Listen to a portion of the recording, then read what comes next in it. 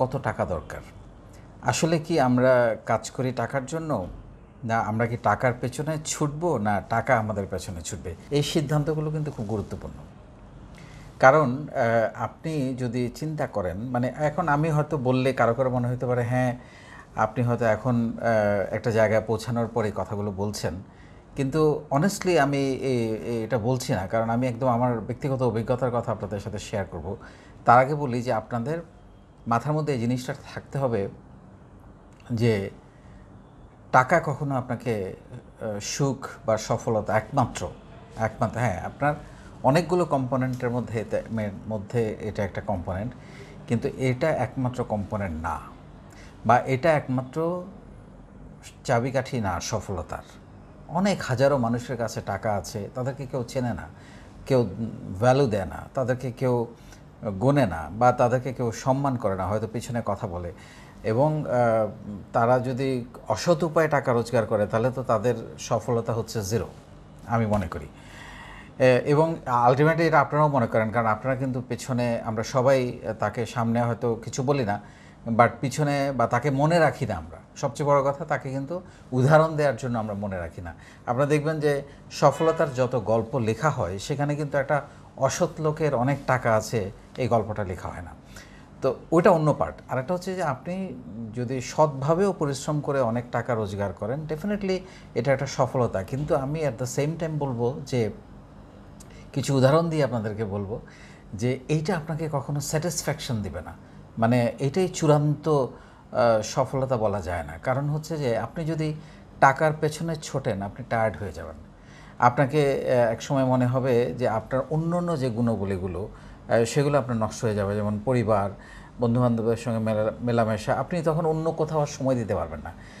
যেমন আমি যদি একটু বলি যে আমার হাতে আমি যখন চিন্তা করেছি যে আমি বিজনেস করব, একসময় তো স্বপ্ন ছিল চাকরি করব, বেশ বড় অফিসার হব, সিইও হব, মাল্টিন্যাশনাল কোম্পানিতে চাকরি করবো, এই ধরনের স্বপ্নগুলো একসময় ছিল। কিন্তু যখন কাজ করতে গিয়ে মনে হলো যে আমি যা কাজ করছি তার চেয়ে আরও অনেক পটেনশিয়ালিটি আমার মধ্যে আছে, আমার অন্য আরও অনেক বিষয়ে কাজ করার আমার ইচ্ছে করে। তখন আমি দেখলাম যে শুধুমাত্র ফাইন্যান্সে কাজ করে আমার এই সমস্যার সমাধান করা যাবে না। কারণ আমার সেল করতে ভালো লাগে, আমার কাস্টমার কেয়ারে কাজ করতে ভালো লাগে, আমার ব্র্যান্ডিংয়ে কাজ করতে ভালো লাগে।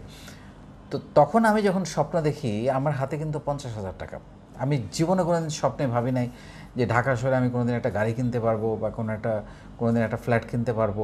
এটা কিন্তু আমার মাথার মধ্যে কখনোই ছিল না। বা আমার অনেক টাকা দরকার, আমি যখন উদ্যোক্তা হওয়ার স্বপ্ন দেখি, এটা কিন্তু আমার মাথার মধ্যে ছিল না।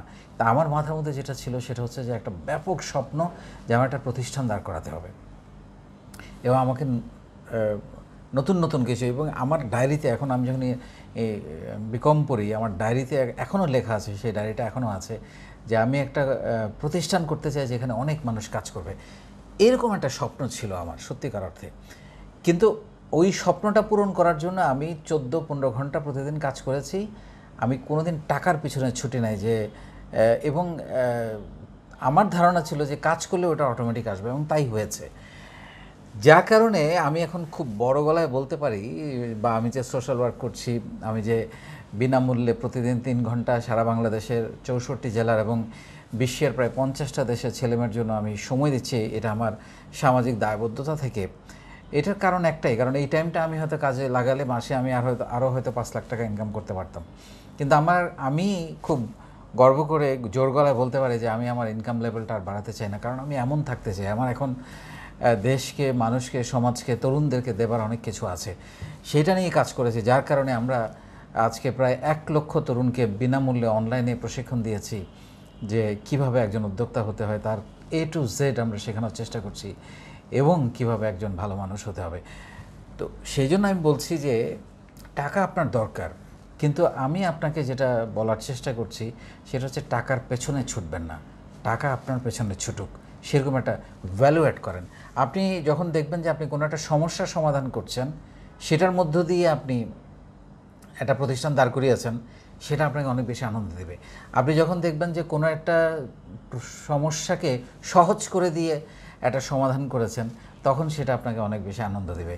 কিন্তু আপনি যদি সারাক্ষণ চিন্তা করেন আমার টাকা লাগবে, আপনি এগোতে পারবেন না, আপনার কোম্পানি হবে না, আপনি থেমে যাবেন, হতাশায় ভুগবেন, এবং আপনার দৌড় খুব দ্রুত থেমে যাবে। কিন্তু আপনি যদি দৌড়টা লম্বা দিতে চান, অনেক দূরে যেতে চান, তখন আপনাকে এক একটা প্রবলেম সলভ করতে হবে, এক একটা ভ্যালু অ্যাড করতে হবে, and that value will give you the money. তখন টাকা আপনার পেছনে দৌড়াবে, আপনার টাকার পেছনে দৌড়াতে হবে না। কারণ কেন আমি এর কথাটা বলছি, আপনি দেখেন আরও অনেকগুলো বিষয় যদি আমরা চিন্তা করি, যেমন আমরা তো একটা বাড়িতে মানে সে কথার কথা 3 কোটি টাকা দামের একটা বাড়িতে আমরা চাইলে মাসে 1 লাখ টাকা বা 50,000 আর্নিং ভালো, 50,000 1 লাখ টাকা দিয়ে ভাড়া দিয়ে সে থাকতে পারে, তাহলে সে 3 কোটি টাকার বাড়ি বানায় কেন? 3 কোটি টাকার বাড়ি বানিয়ে কেন থাকে? তার মানে দিস ইজ স্যাটিসফ্যাকশন। এটার সঙ্গে একদম আমি পাই টু পাই টাকার কিন্তু হিসাব নেই। আমরা যে প্রিয়জনকে গিফট দিই, আমরা যে মাকে গিফট দিই, বাবাকে গিফট দিই, সেখানে কি আমরা ঠিক আমরা তাদেরকে যেমনটা ভালোবাসি, গিফটের ভ্যালুটা কি অতটুকু? না, অনেক কম। মানে তাদের ভালোবাসাটা তো অনেক বেশি। সো সব কিছু টাকা দিয়ে হয় না, কিন্তু টাকা লাগবে। কিন্তু টাকাটাকে আপনি যেটা চাইবেন, টাকাটাকে এমনভাবে আপনি চিন্তা করেন, সেটা হচ্ছে যে এটাকে মানে আমার 1 নাম্বার প্রায়োরিটিতে যেন না আসে, যে আমার 1 বছরের মধ্যে অনেক টাকা লাগবে, আমাকে 2 বছরের মধ্যে কোটিপতি হয়ে যেতে হবে। এই স্বপ্নটা থেকে দূরে থেকে বরং আমরা যদি এরকম প্ল্যান করি যে আমি আগামী 5 বছরের মধ্যে এই যে প্রবলেমটা আমি দেখতে পাচ্ছি বা এই যে কাজটা আমি করতে চাচ্ছি, এটা দিয়ে আমি একটা সমাধান তৈরি করব, একটা প্রতিষ্ঠান তৈরি করব, একটা প্রবলেমকে সহজ করে দিব, যাতে করে আমি একটা প্রতিষ্ঠান দাঁড় করাতে পারি, দেখবেন ওটা অটোমেটিক আসবে। তো আমি ফাইনালি আবারও যেটা আপনাদেরকে বলার চেষ্টা করছি, সেটা হচ্ছে যে আপনি টাকার পেছনে দৌড়াবেন না, টাকা আপনার পেছনে দৌড়াবে, এমন কিছু করুন।